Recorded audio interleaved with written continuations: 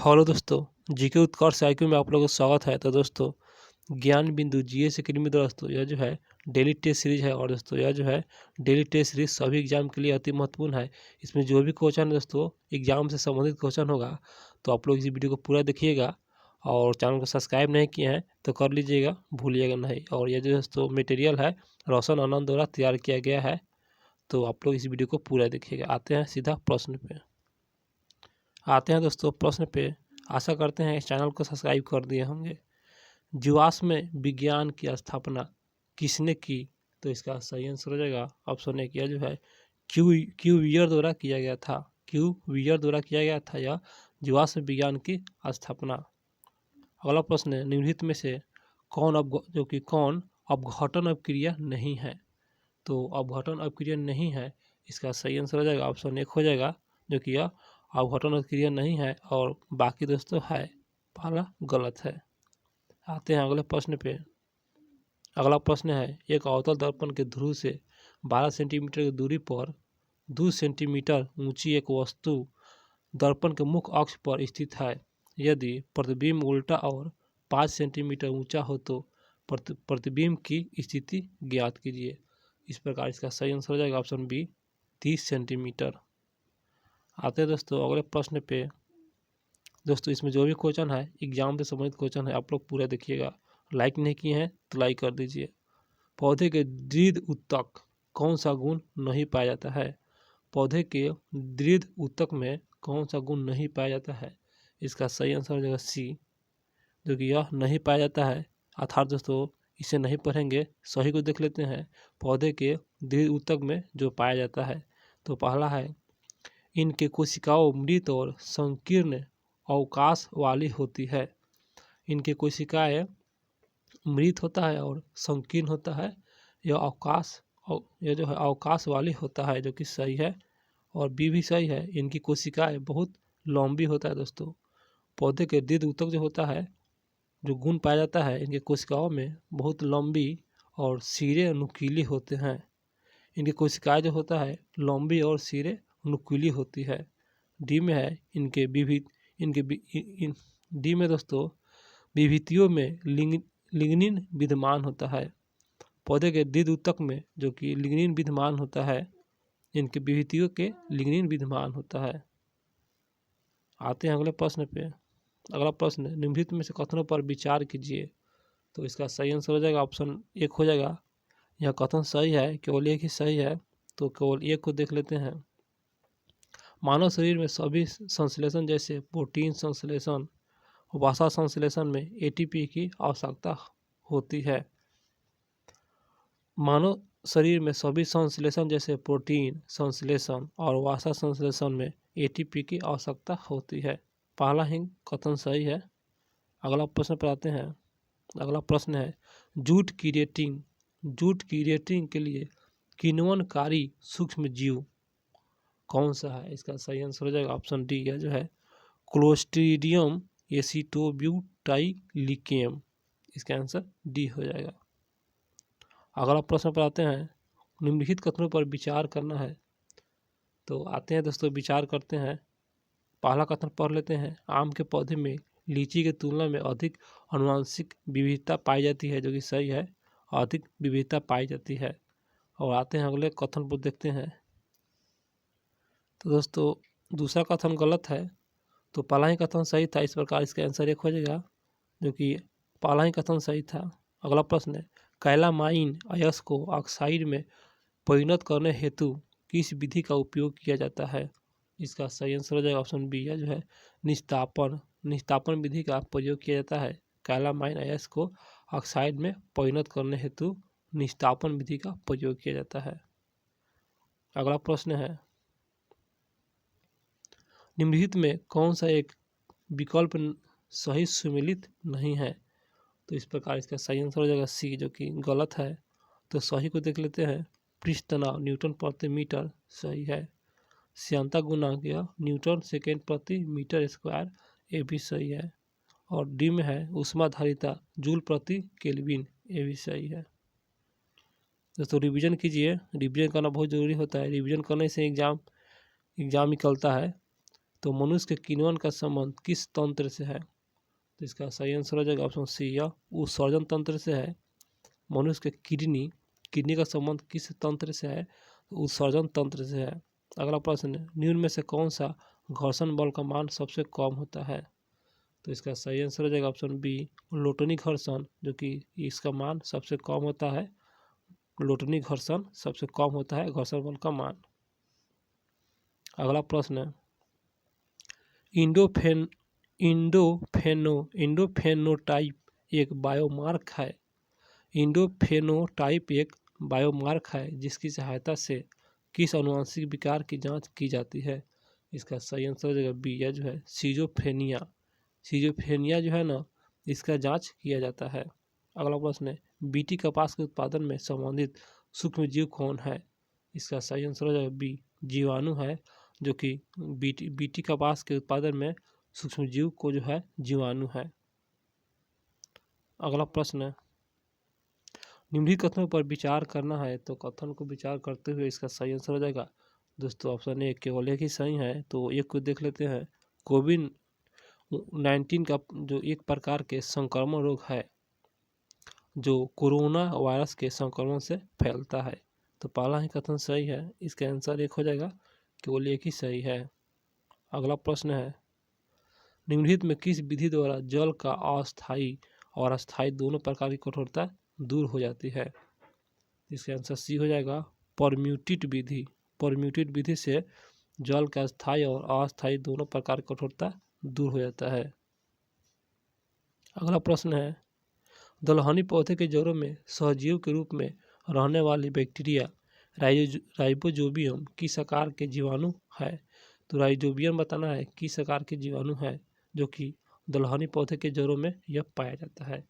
इसका सही आंसर हो जाएगा डी, ये जो है बैसिलस है और इसी प्रकार का है बैसिलस। आते हैं अगले प्रश्न पे, कौन सा आयन लाल लिटमस पत्र को नीला कर देता है? वह कौन सा आयन है? इसका आंसर सी हो जाएगा, हाइड्रोक्सिल।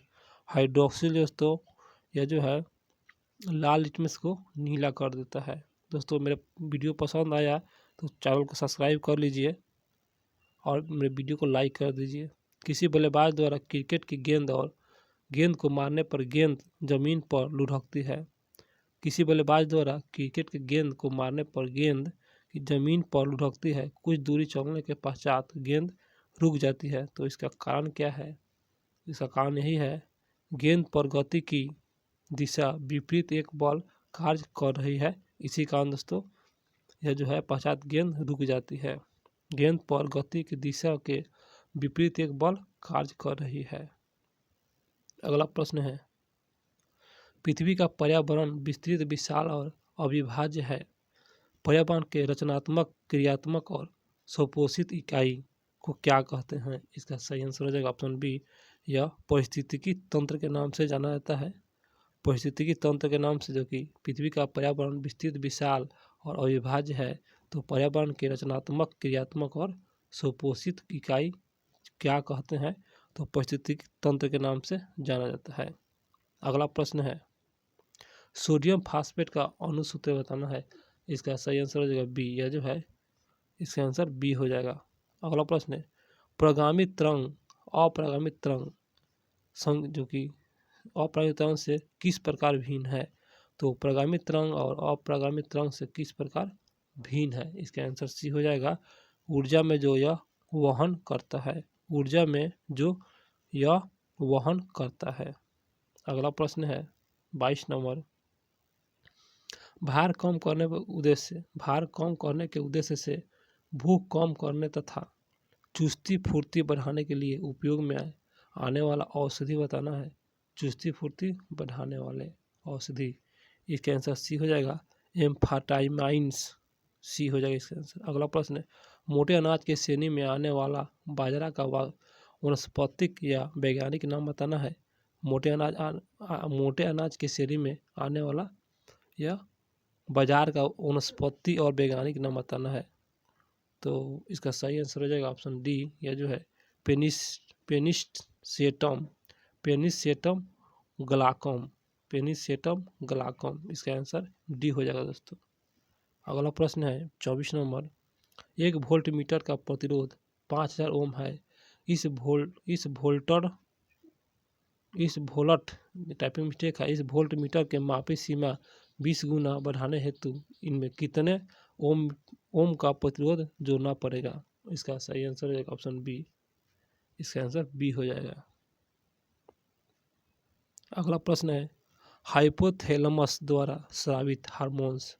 हाइपोथैलेमस द्वारा हार्मोन्स जो स्रावित होता है अंतःस्रावी ग्रंथि कार्य प्रणाली को नियंत्रित करते हैं, तो कौन है? इसका सही आंसर है ऑप्शन बी। यह जो है थायरॉक्सिन है दोस्तों। थायरॉक्सिन जो है अंतःस्रावी ग्रंथि कार्य प्रणाली को नियंत्रित करता है। हाइपोथैलेमस द्वारा स्रावित हार्मोन्स जो है अंतःस्रावी ग्रंथि के कार्य प्रणाली को नियंत्रित करता है थायराइड। अगला प्रश्न, निम्नलिखित में से कौन एक जैव अनिम्यूनीकृत प्रदूषक के श्रेणी में नहीं आता है? तो जैव अनिम्यूनीकृत प्रदूषक के श्रेणी में नहीं आता है, तो इसका सही आंसर हो जाएगा ऑप्शन डी। जो है काजल। काजल जो है यह प्रदूषक के श्रेणी में नहीं आता है, काजल। अगला प्रश्न, निम्नलिखित कथनों पर विचार कीजिए। तो इस प्रकार इसका आंसर दोस्तों एक हो जाएगा, केवल एक ही सही है। तो मानव शरीर में कार्बोहाइड्रेट का पाचन मुंह से प्रारंभ होता है। मानव शरीर में कार्बोहाइड्रेट का जो पाचन होता है मुंह से प्रारंभ होता है। पहला ही सही है। आते हैं अगले प्रश्न पे। अगला प्रश्न है ओम के नियम किसका मान अचर रहता है? इसका सही आंसर हो जाएगा ऑप्शन एक, ताप। ओम के नियम में किसका मान अचर रहता है? तो ताप का मान जो है अचर रहता है। अगला प्रश्न है समुद्री परितंत्र में टारबोल्ट्स की उपस्थिति किसका संकेत है? जो कि समुद्री परितंत्र में, इसका सही आंसर हो जाएगा बी, तेल रिसाव। तेल रिसाव का जो है संकेत है। अगला प्रश्न है व्हाट्सएप मैसेज स्काइप द्वारा उपभोक्ताओं को इंटरनेट कॉलिंग की सुविधा प्राप्त होती है। इंटरनेट कॉलिंग की तकनीकी को किस नाम से जाना जाता है? इसका सही आंसर हो जाएगा सी, या इसका आंसर सी हो जाएगा। अगला प्रश्न पे आते हैं निम्न में से किस यौगिक में हाइड्रोजन बंधक नहीं होता है? वो कौन सा यौगिक है जिसमें हाइड्रोजन बंधक नहीं होता है? इसका आंसर बी हो जाएगा, HCl में हाइड्रोजन बंधक नहीं होता है। अगला प्रश्न एक साइकिल सवार एक मोड़ पर घूमते समय अंदर की ओर झुक जाता है, इसका कारण बताना है। इसका कारण दोस्तों सी हो जाएगा, उसे अधिक अभिकेंद्र बल मिलता है, इसलिए दोस्तों झुक जाता है। उसे अधिक अभिकेंद्र बल मिलता है क्योंकि एक साइकिल सवार एक मोड़ पर घूमते समय अंदर की ओर झुक जाता है, अभिकेंद्र बल उसे अधिक मिलता है। अगला प्रश्न है पौधे में होने वाले प्रकाश अनुवर्ती संचालन किस हार्मोन्स द्वारा नियंत्रित किया जाता है? इसका सही आंसर हो जाएगा ऑप्शन बी, यह जो है ऑक्सिन। ऑक्सिन द्वारा दोस्तों पौधे में होने वाले प्रकाश अनुवर्ती संचालन जो होता है यह हार्मोन्स है, ऑक्सिन हार्मोन्स के द्वारा नियंत्रित किया जाता है। अगला प्रश्न भोजन में वनस्पति घी अपेक्षा तेल का इस्तेमाल करना बेहतर माना जाता है क्योंकि? इसका सही आंसर हो जाएगा दोस्तों ऑप्शन बी हो जाएगा। यह जो है तेल में असंतृप्त वसा होता है, इसलिए तेल में असंतृप्त वसा होता है। अगला प्रश्न है अम्ल तथा क्षार के संदर्भ में निम्नलिखित कथनों पर विचार करना है।